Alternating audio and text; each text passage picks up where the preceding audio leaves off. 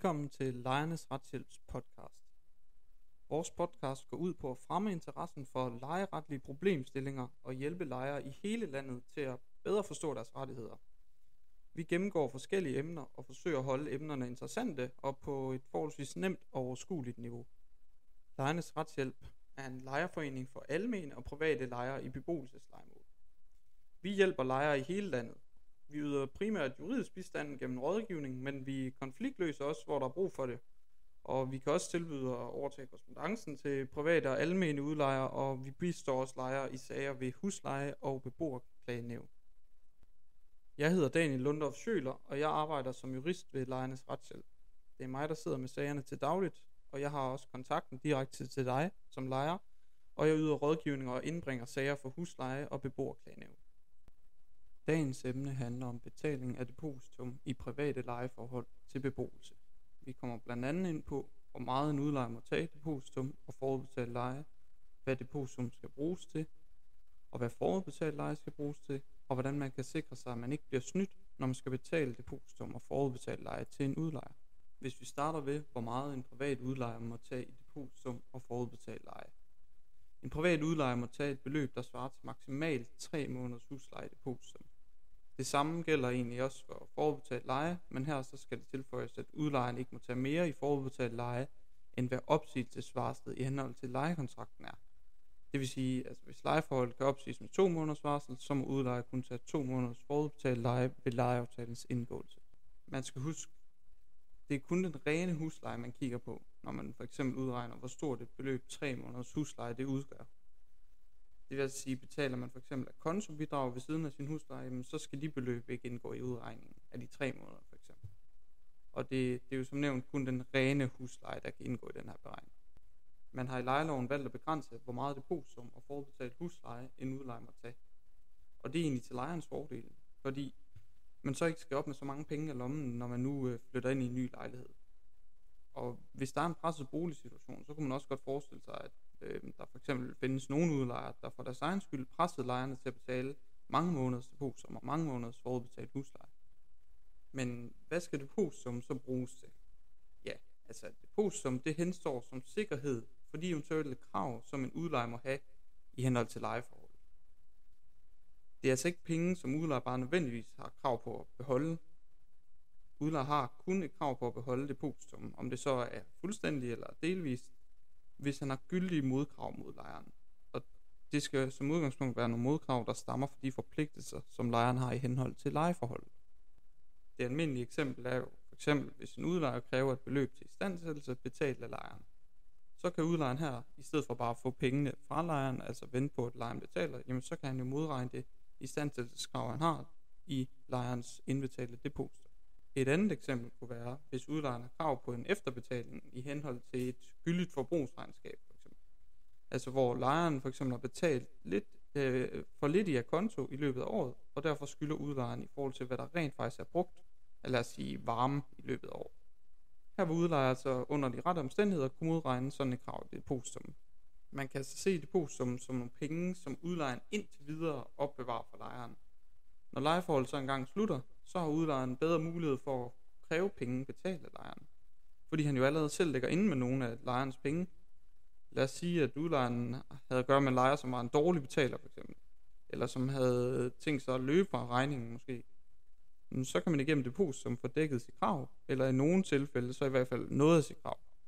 Man skal huske på, at fordi man for eksempel har betalt depositum svarende til 3 måneders husleje, så betyder det ikke, at man automatisk maksimalt kan skylde udlejeren det, der svarer til 3 måneders husleje, når man nu engang flytter.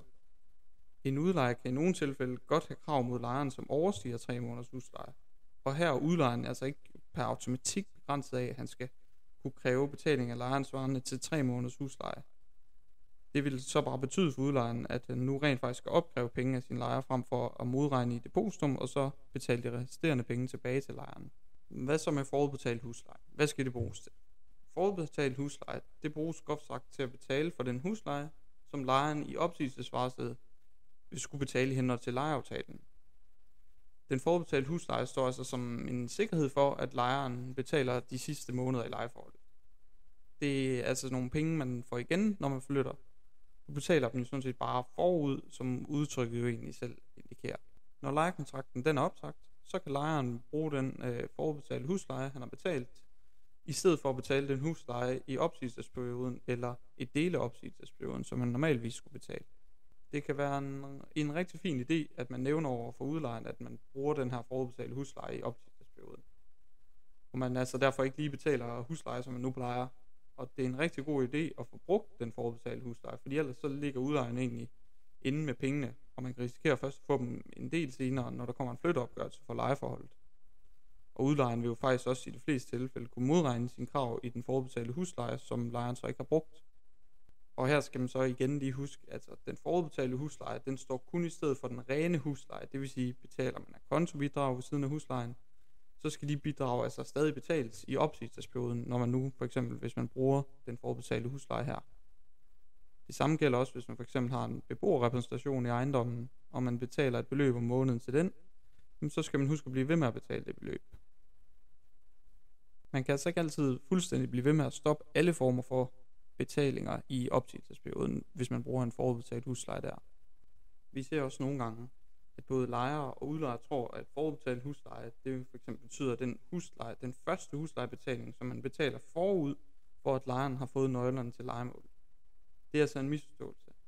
Altså hvis man kalder den første lejebetaling, som skal betales, sammen med depotsummet, hvis man kalder den for forudbetalt husleje, så betyder det egentlig, at lejeren ikke har betalt det, man forstår i lejelovens forstand som forudbetalt husleje. Og så kan lejeren jo så derfor heller ikke bruge den huslejebetaling, når man så når der i opsigelsesperioden skal betales husleje, for man har jo reelt set ikke betalt det, man skal forstå som forudbetalt husleje i lejelovens forstand. Man betalte jo egentlig sådan set bare for den første måneds huslejebetaling, før man fik nøglerne til lejemålet. Hvad så i forhold til det her med, at hvordan kan man sikre sig mod, at man ikke bliver snydt, når man nu skal betale forudbetalt husleje og depositum til en udlejer? Ja, så det er jo sådan, at vi desværre ser en masse ulykkelige situationer, hvor lejere de bliver snydt af svindlere, som udgiver sig for at eje eller leje en lejlighed ud. Og svindlerne de snyder de her potentielle lejere til at tro, at svindlerne ejer eller fremlejer et lejemål, og får derfor lejerne til at betale husleje, depositum eller forudbetalt leje til dem. Det viser sig bare, at der er tale om penge, som lejerne bare aldrig ser igen, og de får alligevel heller ikke det lejemål, som de blev lovet. Der er jo tale om et svindelnummer her, og svindlerne de ejer eller lejer slet ikke den lejlighed, som de nu udgiver sig for at kunne leje til en potentiel lejer. Eller ja, så viser det sig, at de lejer faktisk lejemålet, men det var aldrig meningen, at den potentielle lejer skulle have nøglen, så de får aldrig nøglen.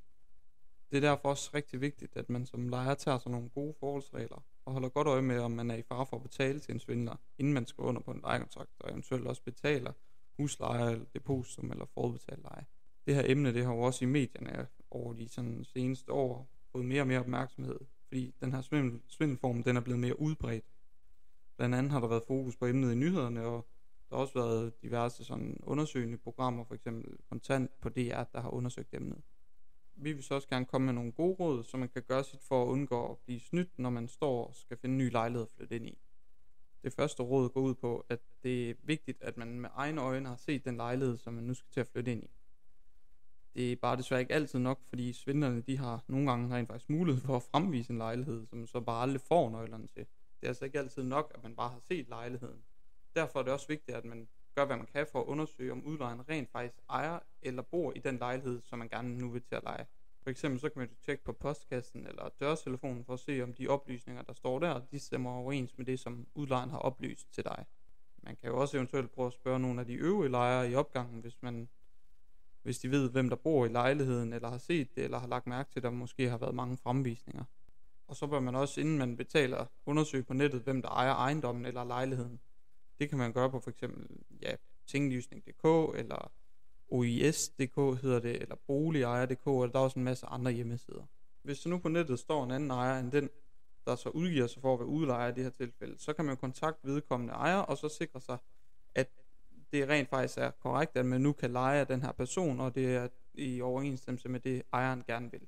Man skal også være opmærksom, hvis en udlejer har en meget forhastet tilgang til, at der skal indgås en lejeaftale hurtigt, og man også gerne hurtigt skal overføre nogle penge, så bør der nok være nogle alarmklokker, der begynder at ringe. Man skal ikke lade sig stresse af, at en udlejer for eksempel siger, at der er rigtig mange om budet, eller hvis man ikke overfører inden for nogle meget få dage, så går lejligheden til en anden side. Det er jo i mange tilfælde noget, de her svindlere jo rent faktisk gør for netop at presse lejerne, så de overfører penge uden at for eksempel undersøge sagen nærmere. Det er også i øvrigt jo helt almindeligt, at man som lejer lige skal have noget tid til at overveje, om man vil indgå den her lejekontrakt. Og det hører også til sjældenhederne, at det er yderst vigtigt, at nu skal det som overføres straks eller med det samme, for at man overhovedet har mulighed for at indgå en kontrakt med den her udlejer. Man skal også passe på, for eksempel hvis en udlejer nu vil kræve, at man betaler en eller anden form for en slags reserveringsdepot, som hvis man kan kalde det, så man er sikret den her lejlighed.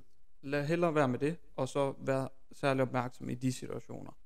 Det kan godt være et faresignal, hvis der skal betales penge til udenlandske konti for eksempel. Vær igen særlig opmærksom på, hvad er det for en konto, der egentlig skal betales til, og er den udenlandsk?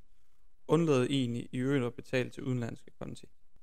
Hvis man nu også for eksempel bliver bedt om at betale gennem nogle online betalingstjenester, det kunne for eksempel være MobilePay, som vi kender det, jamen så kan de her penge ikke bare tilbageføres. Så lad være med at betale med MobilePay eller andre af de her online tjenester.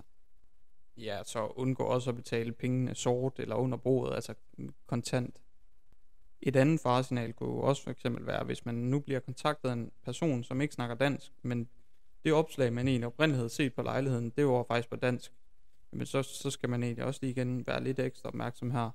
Og så til sidst, jamen sørg også for, at den lejekontrakt, man så skriver under på, sørg nu for, at den er i orden. Så hvis du er i tvivl, jamen så kan vi for eksempel ved Lejernes Retshjælp, eller så kan andre lejeorganisationer hjælpe dig med at få gennemgået kontrakten.